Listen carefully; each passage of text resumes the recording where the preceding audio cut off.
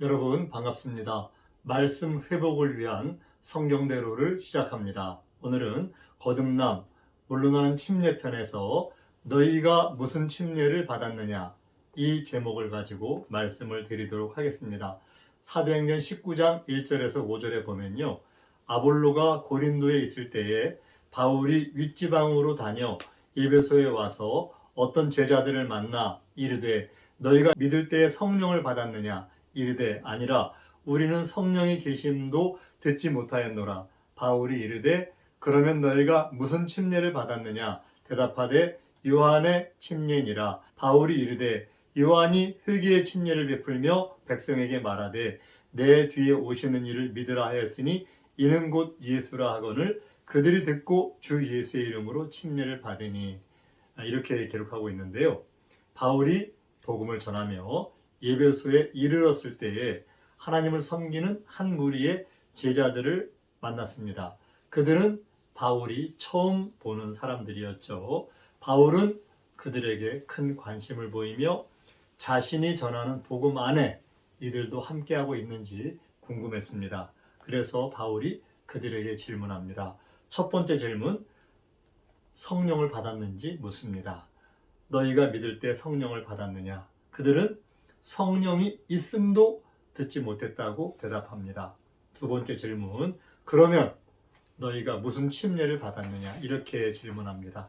사도 바울의 이 두 가지 질문은 에베소 지역의 제자들뿐만이 아니라 이 시대 예수님을 섬기는 모든 신자들에게 하는 질문이고, 모든 신자들이 자신의 믿음을 성경적인지 아닌지 점검하는 중요한 핵심 주제이므로 알아야 됩니다.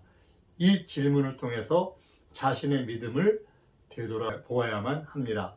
이 두 가지 질문은 하나님 나라 가는 믿음의 가장 기초적인 질문이기 때문입니다. 이 질문에 대해서 이 시대 성경학자든 목회자든 평신도이든 누구를 막론하고 이 질문에 대해서 현재 자신의 신앙을 검증받아야 됩니다. 그리고 또한 나는 이 질문에 대해서 어떻게 하고 있다. 반드시 답변을 해야 되는 중요한 질문입니다. 왜냐하면 이 질문은 요한이 기록한 요한복음에서 예수님께서 친히 말씀하신 하나님 나라에 가기 위해 반드시 물과 성령으로 거듭나라는 말씀에 순종에 대한 부분이기 때문입니다. 예수님 말씀은 모두가 진실하시지만 요한복음 3장에서 예수님께서는 진실로를 6번이나 반복하시며 우리에게 당부하고 가르치신 하나님 나라에 갈 수 있는 유일한 방법이 바로 이 질문 속에 있기 때문입니다. 이 질문을 바울은 에베소에서 만난 제자들에게 한 것입니다. 그러면 침례에 대한 현대 교회의 관념은 요즘 어떤 것일까요? 교파 중에 침례 교파가 있는데 침례는 과연 그 교파만의 교리일까요? 아니면 모든 신자들이 믿고 순종해야 되는 구원받는 필수적인 진리일까요? 불행히도 현대 교회의 대부분의 침례에 대한 관념은 침례를 지나치게 경시하고 있습니다. 침례는 받아도 되고 안 받아도 되고 구원과는 관계가 없다고 거의 대부분의 신자들은 그렇게 가르침을 받고 있고요. 이런 현상은 일반 신자뿐이 아니라 목회자들 사이에서도 거의 비슷하게 나타나는 현상입니다. 개신교 중에서 교파 명칭에 침례란 단어까지 포함시켜 물에 잠기는 침례가 약식 세례보다 성경적이라고 주장하는 경우도 있기는 하지만 실상 그들도 침례에 대한 하나님의 계획이나 중요성을 말씀하신 성경의 본래 취지에는 미치지 못하는 경우가 많이 있습니다. 제가 구약 성경에 물에 대한 8가지 사건들이 모두 침례에 대한 모형과 그림자라고 말씀을 드렸는데 여러분 기억나시나요? 성경의 큰 흐름, 물에 대한 흐름은 거의 대부분이 침례에 대한 이야기입니다. 그 8가지는 다음과 같은데요. 첫째는 노아 홍수, 둘째는 홍해바다 사건, 셋째는 요나의 표적, 넷째는 성소의 물두멍, 다섯 번째 제사장을 세울 때 물로 씻는 부분, 6번째, 유대인의 7명절인 무교절. 7번째, 할례. 8번째, 구약의 모든 가르침을 마무리하는 요한의 침례. 구약 성경은 큰 흐름이 물에 대한 사건들, 그런 개념이 줄을 이루고 있습니다. 그 이유는 하나님의 죄사함에 대한 구원의 계획이 물을 통한 침례에 있기 때문입니다. 이 부분에 반론이 있으신 분이 계시면 그 누구시라도 저에게 말씀하여 주시면 제가 답변하여 드리도록 하겠습니다. 제가 목회자 세미나에 3년 동안 갔다고 말씀을 드렸는데요. 그때 강사로 갔을 때 전한 말씀이 바로 초대교회에 전파된 그 복음, 성경적인 구원이 주제였고 중요한 핵심 중에 하나가 바로 이 물에 대한 부분이었습니다. 연세가 많으신 분도 계셨고 각 초교파적으로 모인 많은 목사님들이 제가 침례에 대한 성경의 초대교회에서 가르친 부분을 강의할 때 그분들이 눈 크게 뜨시고 즐겁게 메모하시고 정말 아주 성의 있는 모습으로 경청하시는 모습을 제가 보았습니다. 왜냐하면 초대교회의 성경적인 가르침이었기 때문에 그렇습니다. 자신의 교리와는 다를 수 있지만 성경의 초대교회의 제자들과 사도들이 베풀었던 그 구원에 관한 진리, 이것은 성경에 있는 그대로 인정할 수밖에 없었기 때문입니다. 바울이 만난 에베소 제자들은 자신들이 알고 있던 지금 현재 자기들이 하고 있는 신앙의 지식과는 다른 복음을 전하는 그 바울의 말을 듣고 그들은 즉시 순종해서 예수님의 이름으로 침례를 다시 받았습니다. 사도행전에 침례를 다시 받은 유일한 기록이 바로 에베소 지역의 기록입니다. 어떤 목사님은 침례를 4번 받았다고 말씀하시는 것을 알고 있습니다. 이분은 태어나자마자 유아 세례를 받으셨고요. 2번째, 나이가 들어서 유아 세례가 잘못된 것을 아시고 약식 세례를 받으셨답니다. 물을 찍어서. 그런데 물로 받는 침례가 성경적이라는 걸 알고 나서 다시 성부, 성자, 성령의 이름으로 물 침례를 물에 들어가서 받으셨대요. 그런데 세월이 흐르다 보니까 침례 받을 때 사용하는 이름은 예수님의 이름이 아니면 죄사함이 없다는 것을 깨닫고 4번째, 예수님의 이름으로 물 침례를 다시 받으셨다고 합니다. 여러분은 성경을 어떻게 믿고 계신가요? 여러분의 생각은 어떠신가요? 제가 말씀을 전하면서 경험한 간증을 2가지를 하겠습니다. 제가 매주 목요일 날 인천 계양구에서 기독 실업인 선교회 CBMC 그 멤버들 중심으로 말씀을 전하고 있었는데요. 목요일 날 제가 서울에서 어떤 장로님을 만났어요. 그리고 그분과 함께 업무를 보고 그분이 인천 사시는 분이라서 제 차로 모시고 인천으로 같이 내려가게 되었습니다.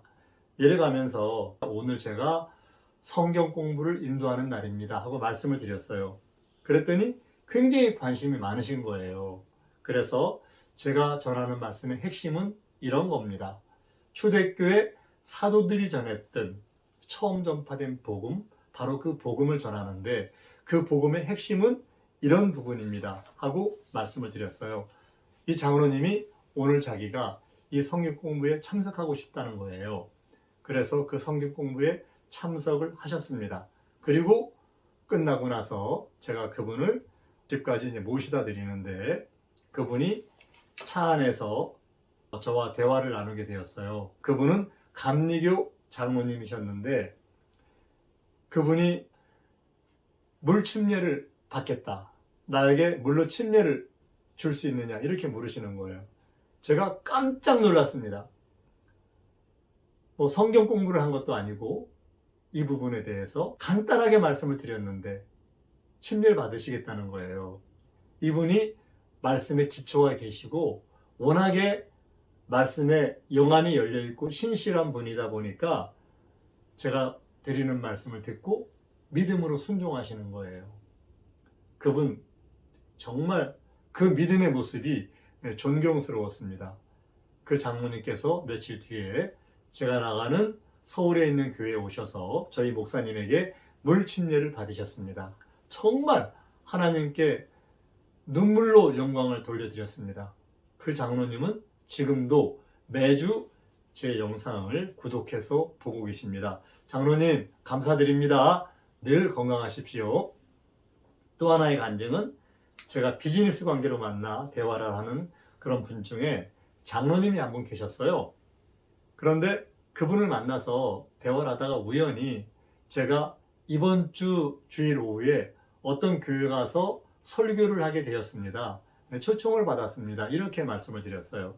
그리고 제가 그 초청받은 교회에 가서 설교를 하기 위해서 예배 중에 찬양이 끝나고 광대상 위에 올라갔습니다. 그런데 그분이 예배당 안에 앉아 계신 거예요. 그 장로님이.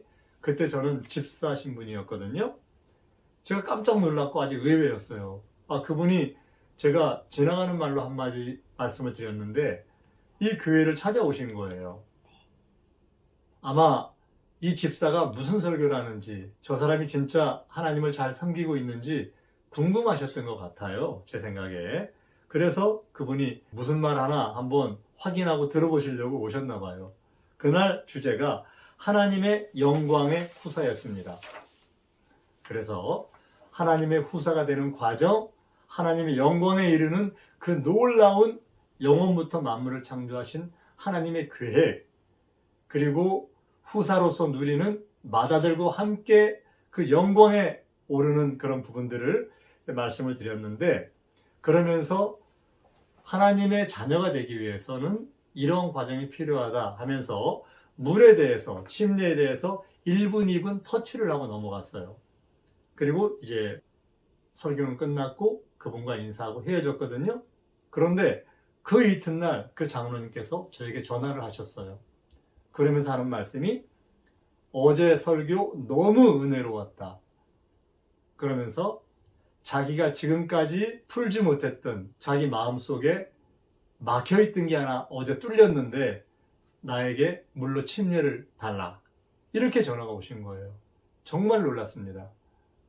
침례에 대해서 간단하게 터치를 했는데 그 말씀을 듣고 침례를 받으시러 오시겠다는 거예요. 세상에 이런 일이 있더라고요. 저는 성경 공부하면서 저와 공부했던 사람들은 거의가 다 물로 침례를 다시 받은 일들이 있었는데, 이렇게 정말 정상으로 공부도 하지 않았고 다만 그 한 줄 말씀드린 그 말씀에 대해서 밑줄을 쳐가면서 그 말씀을 순종하시는 경우는 정말 보기 어려웠거든요. 제가 하나님은 자신의 자녀들을 이렇게 챙기시는구나, 정말 그분에게 침례를 저희 목사님이 베푸셨는데 너무나 큰 감동이었어요. 너희는 무슨 침례를 받았느냐? 성경의 질문에 여러분들은 어떻게 대답하시겠습니까?